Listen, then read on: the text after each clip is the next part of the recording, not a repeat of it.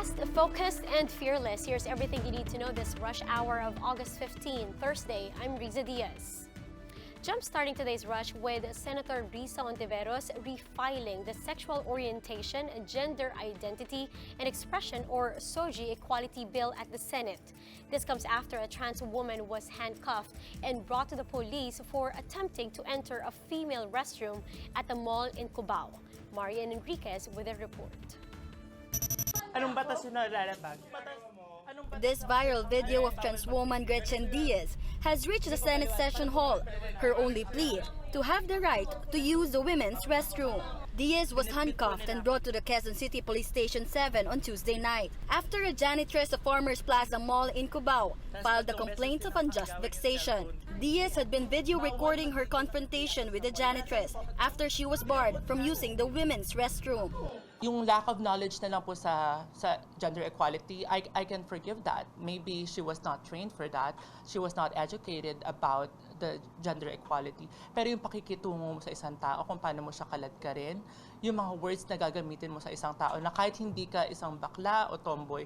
Senator Risa Hontiveros raised Diaz's case to the Senate plenary. In a privileged speech, Hontiveros said it was high time for the Senate to push for the passage of the Sexual Orientation and Gender Identity and Expression or SOGIE Equality Bill. I'm calling on my dear colleagues in this plenary at sa buong Kongreso, ipasa na natin ang SOGIE Equality Bill para kay Gretchen, para sa lahat ng Filipino lesbians, gays, transgenders, intersex, queers, at asexuals na matagal nang nakaposas sa panghuhusga, pangmamata at diskriminasyon. The SOGIE Equality Bill penalizes all forms of discrimination based on a person's sexual orientation and gender identity and expression. It was refiled by Hontiveros in the Senate. The local government of Quezon City also issued a statement condemning the incident. QC Mayor Joy Belmonte says the city does not support any kind of violence and discrimination. Quezon City is the first to pass a gender fair ordinance which prohibits all kinds of discrimination to members of the LGBT+ community. For News 5, Marian Enriquez, we are One News. Still in Congress, former students who claim to have been recruited by leftist groups faced the Senate inquiry and revealed efforts to infiltrate and topple the government. Ria Fernandez has the story. Alam, not her real name, is one of the 4 former communist rebels who testified at a Senate hearing Wednesday morning. They all claim that students who join leftist movements would later on become part of armed rebel groups. Alem was a former Polytechnic University of the Philippines student. She joined the League of Filipino Students in 2014 and later on the New People's Army. Alem left the group 3 years later when her team killed a civilian. May napatay silang sibilyan, pero ang command sa amin, ng aming commander, huwag niyong sasabihin sa mga masa na tayo ang nakapatay niyan. At sasabihin natin sundalo yung nakapatay niyan. At yun, napatay pa po namin sibilyan. Pakisuyo lang po namin na bilhan kami ng bigas. Simula po noon, isa po yun sa mga nagpakita sa akin, parang sumampal sa akin na yung organisasyong sinalihan mo, hindi yan yung tamang gawin. Alem claims she was recruited inside a PUP campus and that some of the professors encouraged their students to participate in rallies. The PUP president had to explain himself to Senator Ronald De La Rosa. Hindi nyo na-monitor itong mga teachers na ganito, na tuwing rally, sige na lang, hindi sila magkaklase, ina-allow nila yung mga estudyante na sumali sa rally? Namomonitor po namin yun at binibigyan namin sila ng warning. Sa totoo po ay meron na kaming ilang mga binigyan ng sanksyon ng mga guro at nagpalabas na rin po kami ng memorandum noon pa na bawal magpalahok ng mga estudyante sa mga rally, lalo na kung ito ay may kapalit na grade. Alem also claimed that leftist groups run for public office with the ultimate goal of toppling government. Kinakailangan din namin makapagpanalo ng mga party list o ng mga senador para yun po yung magsisilbing susi namin para mapabagsak ang gobyerno. She said they were tasked to campaign for Kabataan Party List Representative Sara Ilago in 2016. Elago was a no-show during the hearing but was present in a press conference by the group Bayan Muna, where they presented some of the missing students. 18-year-old Alicia says nobody forced her to join the student group.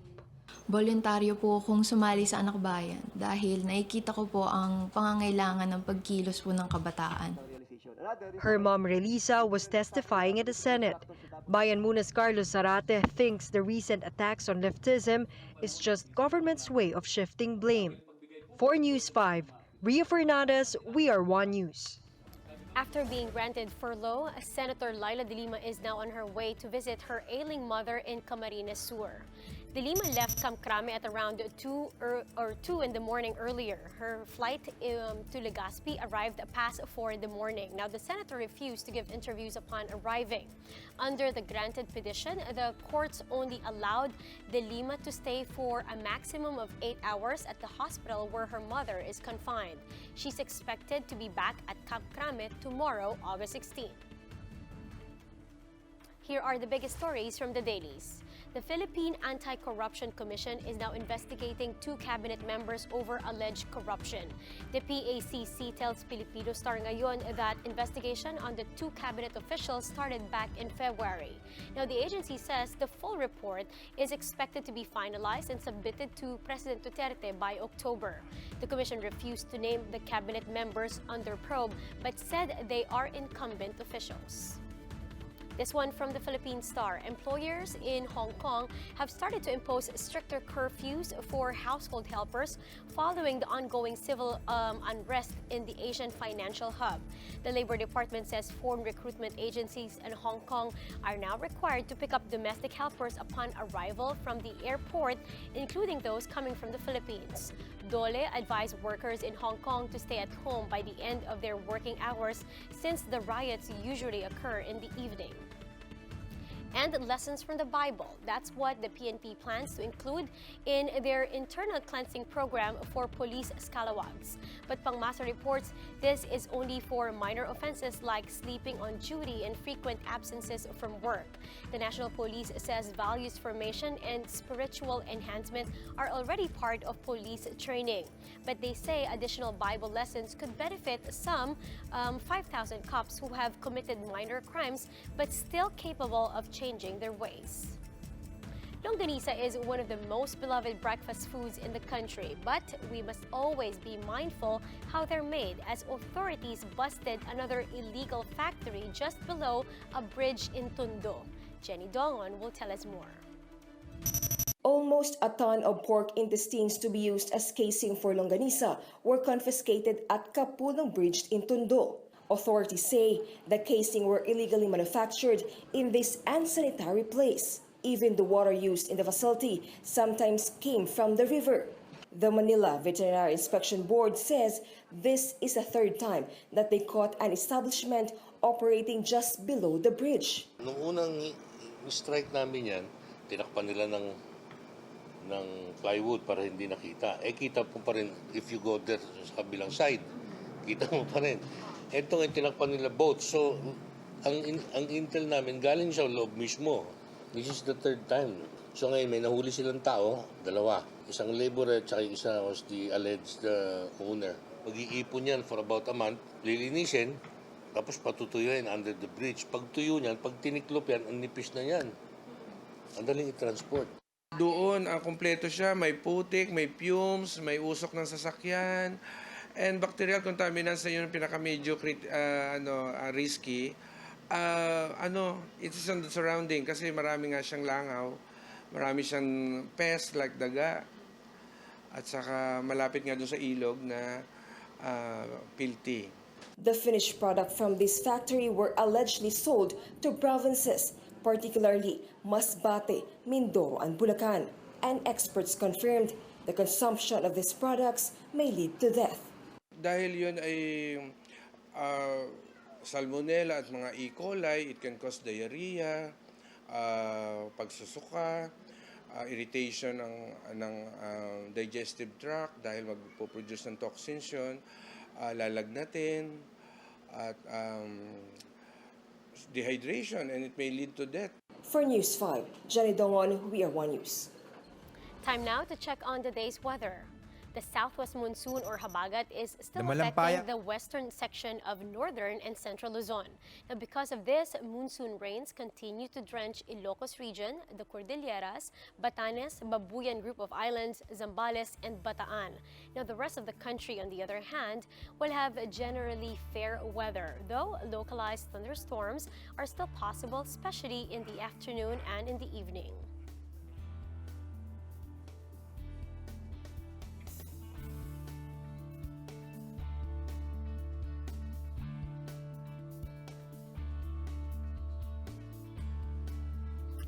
Households will soon see a bit of relief in their monthly electric bills now that the Murang Kuryente Act has been signed into law. Bim Santos has the details. The Malampaya Fund was originally intended to finance exploration of energy resources.